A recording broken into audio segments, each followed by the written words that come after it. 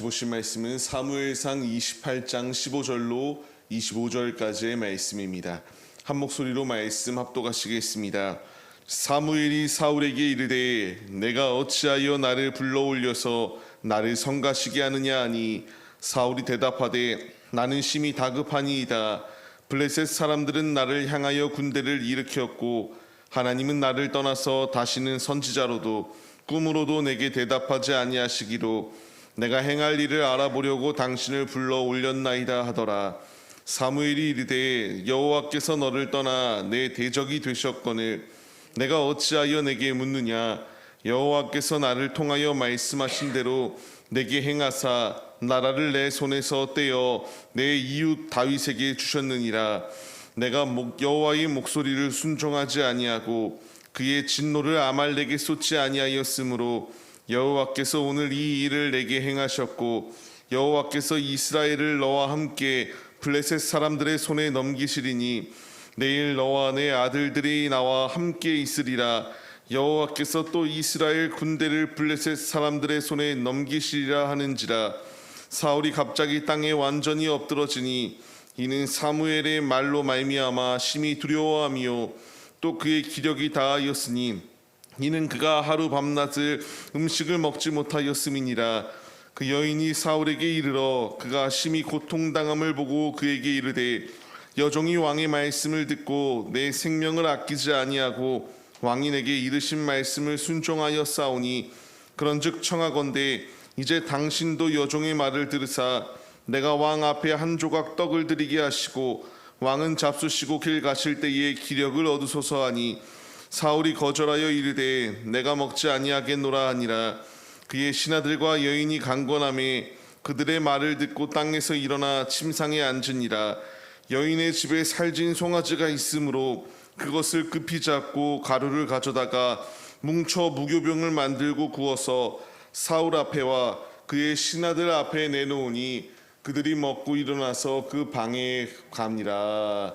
아멘. 할렐루야. 오늘도 예배의 자리 가운데 모이신 성도님들 주님의 이름으로 환영하고 축복합니다. 오늘 같이 나눈 말씀의 제목은 여호와께 돌아가자라는 말씀의 제목 가운데서 은혜를 나누도록 하겠습니다.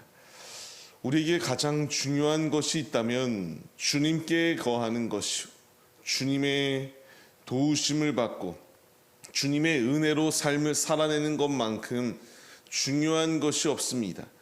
하나님이 침묵하시고 하나님이 우리를 그냥 이런 고아와 같이 내버리신다면 아무런 의미 없는 인생에 불과하기 때문에 우리는 죄의 자리 가운데 거하는 것이 아니라 오직 주님 안에 거하기에 힘쓰는 것이 우리의 모습이 되어야 마땅합니다.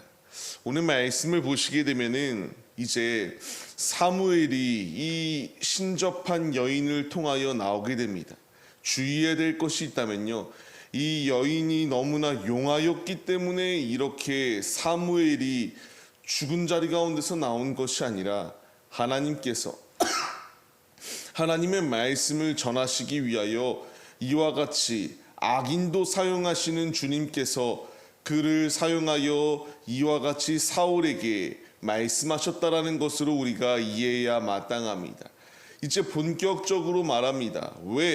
도대체 왜 불러서 이렇게 성가시게 만드냐라는 것을 물을 때에 사울의 대답은 아무리 하나님을 찾아도 아무리 하나님께 자문을 구하여도 내게 말하여 주지 않았기 때문에 다급하게 내가 당신을 찾아 왜 이런 일이 지금 이렇게 블레셋 군대가 나를 두렵게 만드는데 말씀하시지 아니하는가에 대하여 내가 알기 위하여 당신을 불렀습니다 라고 이렇게 말하는 것이 사울의 모습이었습니다. 사울에게 필요하였던 것은 자신의 필요에 의해서만 하나님을 찾는 것이 아니라 매 순간순간마다 주님을 찾기에 힘썼던 것이 그의 모습이 되어야 마땅합니다. 사무엘이 이 말을 들었을 때에 18절 말씀과 같이 왜 그가 쓰임받고 이렇게 쓰이지 못하며 주님의 음성을 듣지 못하였는가에 대하여 분명히 말씀하십니다. 18절 말씀과 같이 하나님의 말씀에 순종하지 아니하였기 때문에 오늘의 이 일이 너에게 일어난 것이다 라는 것을 분명히 말씀하세요. 하나님의 말씀에 전적으로 순종하지 아니하면은 우리 역시 하나님의 대적이 될 수밖에 없다는 사실을 우리가 기억해야 됩니다. 사울은 하나님의 말씀에 정면으로 반대하였고 육신의 왕권만을 강화하고 왕권만을 지키기 위하여 힘썼을 때에 그가 주어졌던 것은 하나님과 대적이 되게 하는 이 일이 범하여지게 되고 맙니다. 우리가 교훈을 얻어야 될 분명한 사실은 순종하면은 성경 말씀들을 통하여서 하나님의 벗이 될 수 있고요. 하나님의 영원한 나라의 상속자가 될 수 있는 축복이 임하는 반면에 하나님의 말씀에 절대적으로 순종하지 아니하고 반대하는 이의 길의 끝은 대적이 된다라는 사실을 우리가 잊지 말아야 됩니다. 우리에게 선택의 순간이 놓여 있습니다. 하나님의 말씀에 전적으로 순종하여 하나님의 벗이 되며 영원한 나라를 상속받을 것인가, 아니면 불순종하여 하나님과의 대적이 되는 이 사울의 길을 걸어갈 것인가, 우리에게 선택의 순간이 놓여 있습니다. 우리에게 간절히 바라옵기는 우리가 선택해야 될 길은 사망의 길을 선택하는 것이 아니라 생명의 길로 나아가야 함이 마땅한 줄 믿으시기 바랍니다. 우리의 선택은 하나님의 말씀을 선택해야 됩니다. 하나님의 말씀에 순종하기로 결단해야 됩니다. 불순종할 때에는 하나님과 대적이 될 뿐만 아니라 회개할 기회조차 받지 못하였던 사울의 모습이 나타났던 것을 우리가 교훈 삼아야 마땅합니다. 그가 끊임없이 자신의 그 문제점에 대하여 이렇게 지적을 받았음에도 불구하고 자신의 왕권만을 위하여 삶을 살았기 때문에 그가 모든 것을 잃어버릴 수밖에 없는 순간이 그 앞에 도래하였다라는 것을 분명히 말씀하십니다. 우리는 반면교사 삼아야 됩니다. 하나님의 말씀에 순종치 아니하는 그 분명한 결과물의 끝은 이와 같이 모든 것을 빼앗길 수밖에 없다라는 분명한 사실을 말이죠. 오늘의 삶, 이제 우리에게 선택의 순간 가운데 놓여 있을 때에 고민할 필요도 없습니다. 육신의 행복을 위하여 삶을 사는 것은 잠깐에 불과하다라는 것을 분명히 말씀하시지 않습니까?